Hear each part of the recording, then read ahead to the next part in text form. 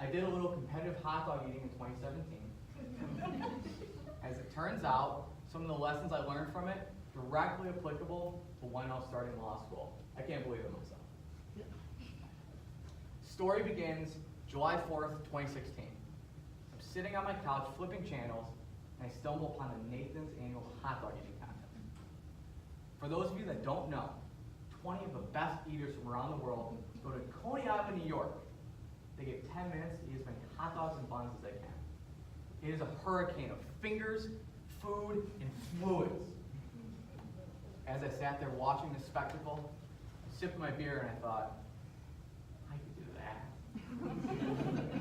Doesn't look that hard. They're hungry, I'm hungry. I could probably eat 10 right now. But I'm not going to do that. About a month later, I had a different thought. My family was coming up on the 20th anniversary of my mother's breast cancer diagnosis. I was in 4th grade at the time. It was very hard for me, especially with cancer. I'm sure all of you in the room have been affected by cancer in some way, shape, or form. Maybe I'll do a fundraiser, I thought. Do something positive. All I know is people like to run. I'm like, how do I like to run? And Chicago Marathon's like a whole thing. I don't know. I got to figure something else out. A couple months later, I'm in the shower, and the light bulb goes off. You know that moment you're doing something else, and you get that great idea? I'm like, I'll raise money to fight cancer by eating hot dogs. I was like, wait a minute. Hold on. That sounds kind of crazy. How would that even work? Then it came back. No, here's what I'll do. I'll raise money to fight cancer by eating hot dogs. I'll get on the main stage at Coney Island. I'll be on ESPN. Everyone will see it. Why wouldn't they donate? Perfect. Good. So I race across the street. I go to Jewel. I buy 10 hot dogs and buns. I am ready to go. My roommate comes out of his room. We do the roommate stuff. What's up? He looks at me, looks at the pile of hot dogs. Looks at me, looks at the pile of hot dogs. Are you trying to eat all of those? Are we having a cookout I didn't hear about? So Dan, I'm not trying to eat all those. I'm going to eat all those. I'm about to put on a show. Oh, I put on a show. It wasn't the one I thought I was going to put on. I'd like to tell you that I ate all 10 of those hot dogs. That's a lie. I'd like to tell you I ate 5 of those hot dogs. Not true either. It was more like 4.5. It was awful. I couldn't believe it. I saw those people on the TV. I knew I could do it, and there I was. Didn't even come close. As I sat there drinking a Pepto-Bismol like it was a Gatorade, I thought, what am I going to do? Then I remembered, I'm a lawyer. I solve cases. We can figure this out, right? So what you're going to be doing, let's break it down. What do we really need to know? Well, first, how do you even get on the main stage? Kind of important. 2, how am I going to fundraise? Obviously very important.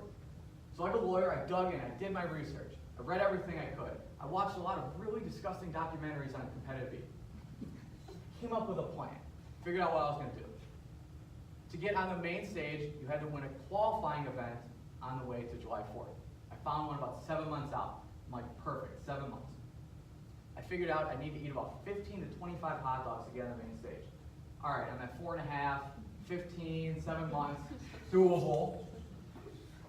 Then I thought, fundraising, what should I do? Well, most people want to raise a couple $1,000s if they run, okay. Well, this is like big, right? This is hot dogs, ESPN. Let's multiply that by like 100. We'll round up a little bit, and I'm a lawyer, so I'm not good at math, so $1 million. Good. We got it. I'm going to raise $1 million. I start training. It's not going very well. I hadn't really told anyone except my roommate. It felt awkward for me to even talk about it, let alone tell anyone else, but I knew that with my bigger goals in mind, I had to start talking. Started telling friends. At first I got the looks, and I got, what are you doing again? But eventually, what are you doing became, how's it going? How's it going became, I'll give you 25 cents a hot dog. I'll give you 50 cents a hot dog. I'll give you $1 a hot dog per week you eat in training. And as that continued, my numbers went up. 5 hot dogs, 10 hot dogs, 15 hot dogs, 20 hot dogs, still 20 hot dogs, 20 hot dogs. Really didn't get past 20 hot dogs. I had a plan, I had the discipline to follow through on the plan, I stuck to it. 3 weeks before the first contest, 21 dogs. I'm like, all right, close enough. Get to the first contest, Charlotte, North Carolina. Thousands of people in the crowd, kind of like here today. So I'm nervous, I'm excited, high-fiving people going up to the stage. You get on the stage, and you have your hot dogs in front of you, you have the liquids you would dip the dog in, and then you have a person to your left, a person to your right, and then you got a person standing right behind you with your hot dog counter. So you're just kind of in this boxed-in area. It's super awkward. So right, I'm nervous, I'm excited, and all of a sudden, I knock over the giant thing of lemonade. Everywhere. My hot dogs, his hot dogs, his hot dogs. I'm freaking out. Oh my goodness, they're going to kick me out. This is awful. Or I'm going to have to eat these hot dogs that are soaked in lemonade. That's even worse. I'm like, well, you know what? Maybe they won't throw me out. Maybe no one noticed. Guy to my right, nothing. Guy to my left, nothing. All right, we're good. Contest starts. I am flying. I get through 13 hot dogs in 5 minutes. And then I hit a wall. Imagine eating Thanksgiving dinner, then having another Thanksgiving dinner in about 5 minutes. I've never done that, but I'm assuming that's what I thought. All I wanted to do is literally vomit on the stage. It was that bad. But I looked out in the crowd, I saw some friends that came with me cheer me on, and I remembered I was doing it for my mom. So I picked up the hot dog and bun, put the hot dog in my mouth, dipped the bun, dipped it in, and I just kept going. Buzzer sounds. 18 hot dogs and buns in 10 minutes. 4th place. Devastated. What am I going to do? It's over. Or was it? One of my friends did a little research and found out there was another qualifier, July 1st, in Naperville, Illinois. I was back. I licked my wounds that weekend, come back home, start training again, keep fundraising. Finally, July 1st, Naperville. Friends and family there, get on the stage, I'm ready to go again. Come out of the gate firing. 2nd place. Going, going, going. Buzzer sounds. 2nd place. I missed it. But when I walked off that stage, I felt like a champion. Because the first person I saw, the first person who hugged me and told me she loved me and was so proud of me, my mom.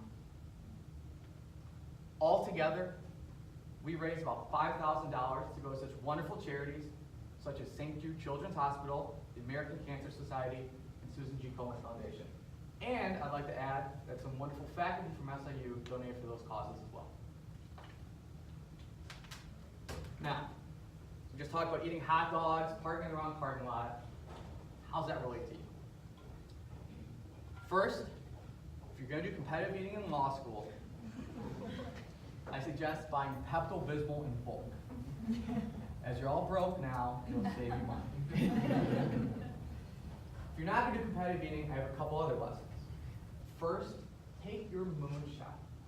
Have your goal, make it 100 times higher. If you walked in this room today thinking, I'm going to get through this, I'll just graduate law school, grab a cup of coffee on your break, and go, you know what, I'm going to be first in my class.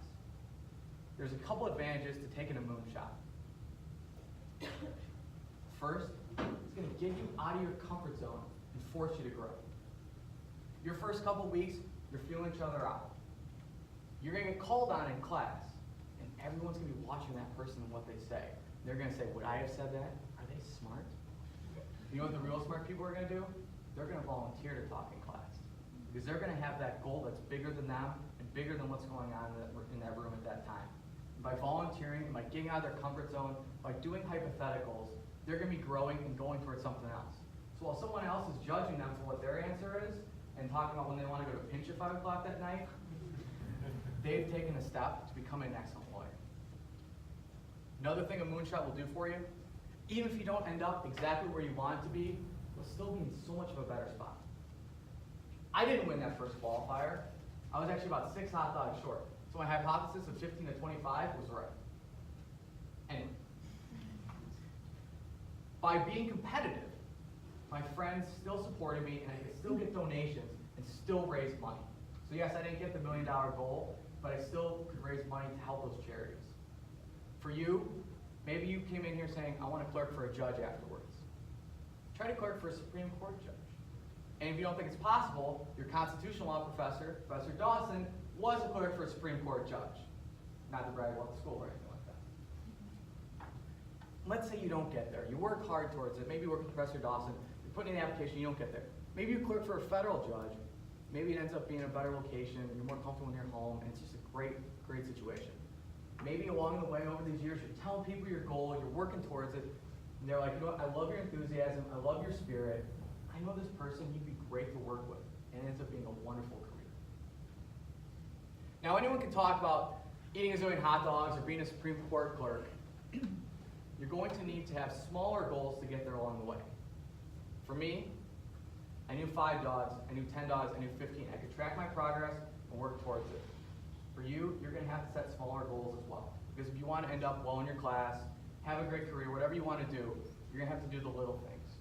Every week, be honest with yourself. Did you brief every case? Every other week, did you meet with your study group and were you prepared? Set those goals. Because by doing the little things in the beginning, you're building your case. You're working your way up towards that first semester exam, towards the second semester exams, having that great job after your first year and beyond. Another thing, you're going to have the discipline to follow through on those goals. My morning routine for about 6 months was as follows. Wake up, half awake, jog to the gym, work out at the gym, come back. I would drink a gallon or 2 of water in the morning in about 10 minutes, because the water would widen the stomach, no calories. Hot dog, widen the stomach, lots of calories.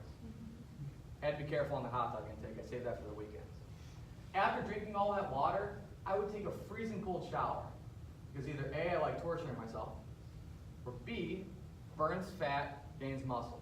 That was the discipline I had to have to even stay competitive. For you, you're going to have to figure out, when do you best study?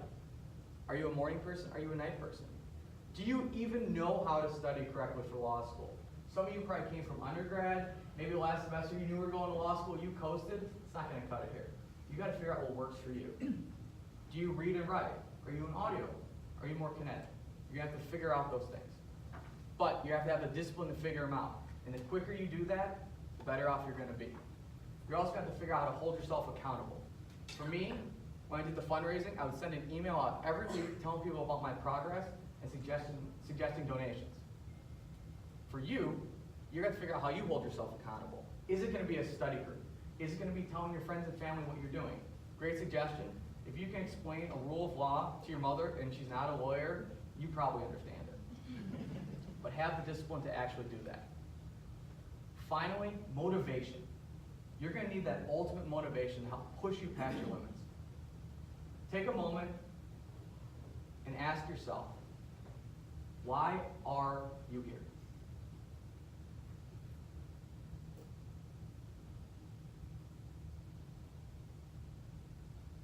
If you don't have that reason yet, think about it. That's going to be the motivation in case of emergency, break glass. For me, when I was on that stage, I hit 13, I was done. But I saw my friends, I remembered my mom, and I pushed through. For you, this whole semester is going to be a grind. You've never done this before. You're going to have 3 finals, and you can have 1 left, and you're going to go, I do not care. I want to be done with this. I don't get the rule against perpetuities. I still don't either, but don't tell anyone. I just want to go outside. I want to just relax. I want to do something else. But if you remember that motivation, that real reason deep inside you're here, you're going to be able to get back in your routine. You're going to be able to push through when everyone else is falling off the side. So, to the class of 2021, if you can, take your moonshine. Have smaller goals along the way to track your progress, be disciplined to follow through on them, and always remember why you come to school every day. When you walk off that stage in 3 years, you won't just feel like a champion, you'll be a champion. Be the best.